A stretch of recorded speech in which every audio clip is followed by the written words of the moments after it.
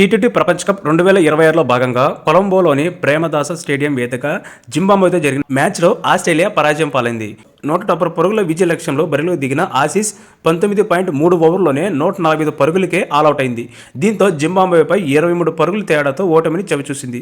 Australia బ్యాటర్లో mat Renshaw 44 బంతుల్లో 5 ఫోర్లు 1 సిక్స్లతో 44 పరుగులు హాఫ్ సెంచరీ చేసిన జట్టుకు పరాజయం తప్పలేదు. మ్యాక్స్వెల్ 31 పర్వాలేదనిపించాడు. వీరు మినహా ఇతర బ్యాటర్లు ఎవరు రాణించలేకపోయారు.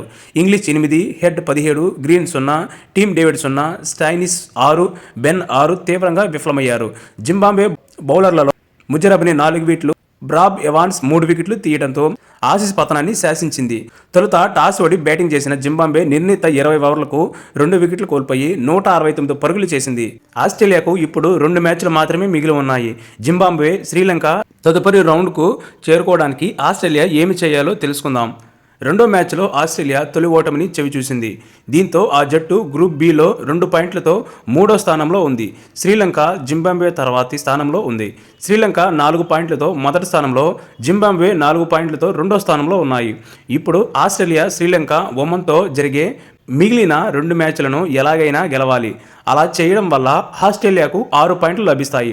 అంతేకాకుండా శ్రీలంక లేదా జింబాబ్వే కంటే తమ నెట్ రన్ రేట్ను మెరుగుపరుచుకోవాలంటే ఆ మ్యాచ్లను భారీ తేడాతో గెలవాలి. ప్రస్తుతం Sri Lanka net run rate 3.125, Zimbabwe 1.984, Australia 1.100గా ఉన్నాయి.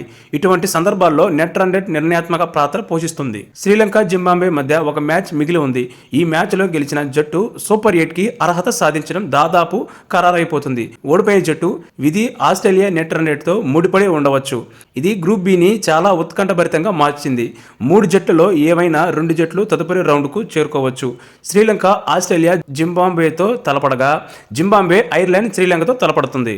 బ్యాటింగ్ వైఫల్యం కారణంగానే తాము జింబాబ్వేతో మ్యాచ్లో ఓడిపోయామని ఆస్ట్రేలియా తాత్కాలిక కెప్టెన్ ట్రావిస్ హెడ్ తెలిపారు. పవర్ ప్లేలో 4 వికెట్లు కోల్పోవడంతో తాము కోలుకోలేకపోయామని చెప్పుకొచ్చాడు. ఇక మ్యాచ్ అనంతరం తమ జట్టు ఓటమిపై ఆసీస్ కెప్టెన్ ట్రావిస్ హెడ్ స్పందించాడు.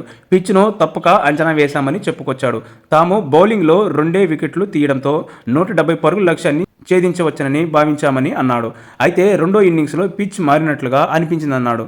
వాస్తవం చెప్పాలంటే పవర్ ప్లేలో 4 వికెట్లు కోల్పోవడంతో ఒత్తిడి పెరిగిపోయిందన్నాడు. ఆ తర్వాత తాము కోలుకోలేకపోయామన్నాడు. సాధించాల్సిన రన్ రేట్ సైతం పెరిగిపోవడంతో తమ బ్యాటర్లు తప్పులు చేశారన్నాడు. మధ్యలో ఓ మంచి భాగస్వామ్యం గ్లెన్ మ్యాక్స్వెల్, మాట్ రెన్షా నమోదైనప్పటికీ సద్వినియోగం చేసుకోలేకపోయామన్నాడు. ఓడిపోవటం నిరాశ కలిగించిందన్నాడు. అయితే క్రికెట్ ఎప్పుడు ఏమైనా జరగవచ్చని, అదే ఆటని చెప్పుకోవచ్చాడు. జింబాబ్వే ఆటగాళ్లు గొప్పగా ఆడారని, విజయానికి వారు అర్హులు అని తెలిపాడు. ఇక తమ జట్టులో కొంతమంది కీలక ఆటగాళ్లు గాయాలతో బాధపడుతున్నారని, వారు కోలుకొని జట్టులో చేరితే తమకు తిరుగు ఉండదని తెలిపాడు. మిగిలిన 2 మ్యాచ్ల్లో విజయాలు సాధిస్తామని హెడ్ తెలిపాడు. 2023లో వన్డే వరల్డ్ కప్ గెలిచిన ఆస్ట్రేలియా ఆటగాళ్లు తలపొగురుతో కూడిన సెలబ్రేషన్స్ తీవ్ర విమర్శ వచ్చిన సంగతి ఆ రోజుల్లో మనకు తెలిసిందే. ఆ తర్వాత వైట్ బాల్ యూఎస్ఏ ప్రదర్శన దారుణంగా విఫలమైంది. టీ20 వరల్డ్ కప్ 2024లో ఆఫ్ఘన్ చేతిలో ఓటమి, సెమీస్ చేరకపోవటం, Pak, Sri Lanka, South Africa, India చేతిలో వన్డే సిరీస్ ఓటమి, గబ్బాలో విండీస్ చేతిలో భంగపాటు, నిన్న జింబాబ్వేపై ఓటమి ఇలా కొనసాగుతూనే ఉంది.